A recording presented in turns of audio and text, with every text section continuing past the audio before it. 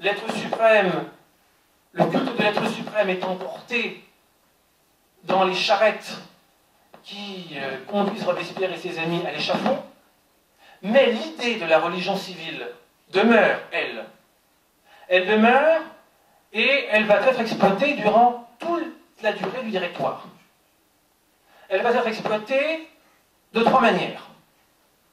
Première manière, par la languissante Église constitutionnelle qui survit sous la férule de l'évêque Grégoire, avec des effectifs de plus en plus faibles, de moins en moins de prêtres, de moins en moins d'évêques, mais qui continue à travailler à cette alliance entre l'Église et la Révolution.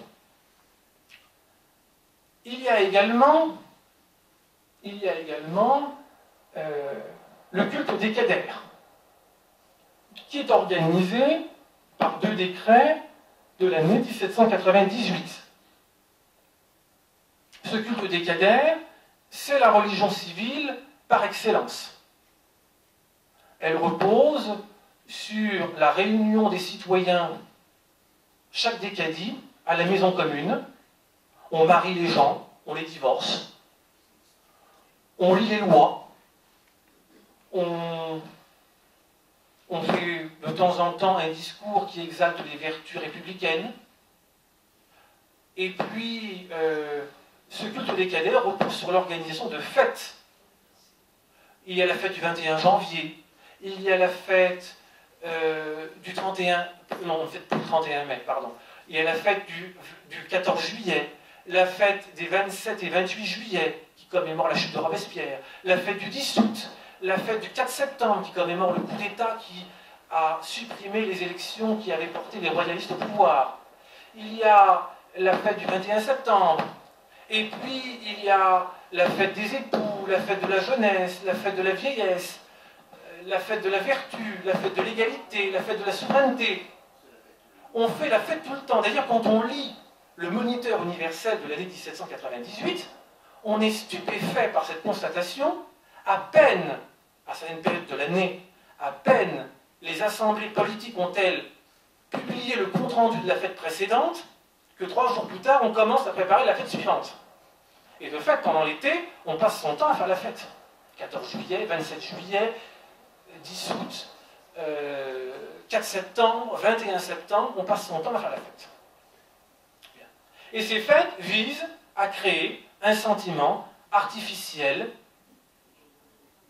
de fraternité et d'adhésion à la République. Rendre les particuliers concitoyens, les attacher les uns aux autres.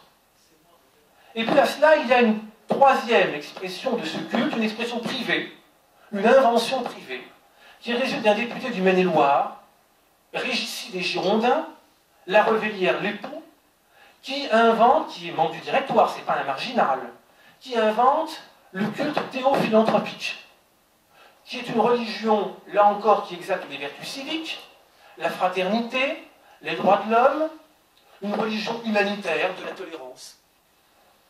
Tout cela est d'une très grande actualité. La Revellière-les-Paux dispose de quelques églises à Paris pour réunir ses adeptes. Ça a peu de succès. On se moque de lui. Il en souffre. Il en souffre. On appelle la religion théophilanthropique la secte des philanthropes. Et tout ça se termine par des bons mots. Échec donc de ces tentatives successives parce qu'artificielles. Arrive Napoléon Bonaparte au pouvoir, et Napoléon Bonaparte aura le génie de, non pas de vouloir imposer une nouvelle religion civile,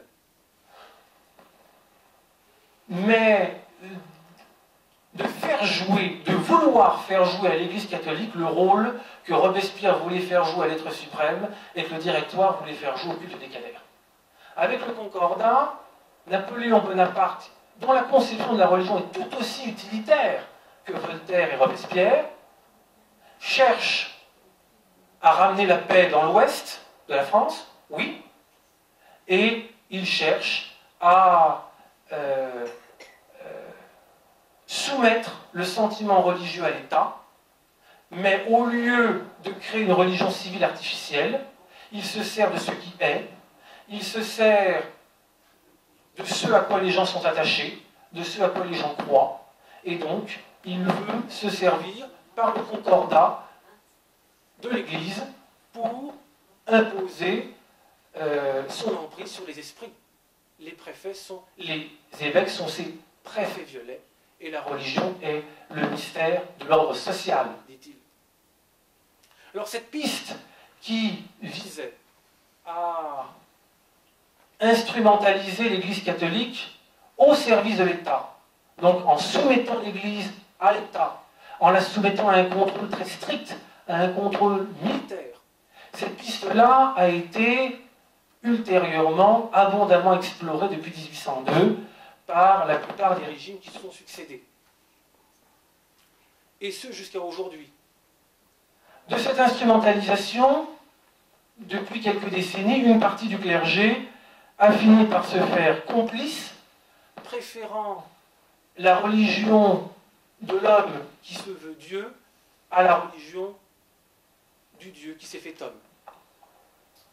Nous retrouvons ici les idoles dénoncées aux invalides à la grande messe des invalides par le pape Benoît XVI, idole de l'homme qui se veut à la place de Dieu, idole de l'État qui se veut omnipotent et omniprésent.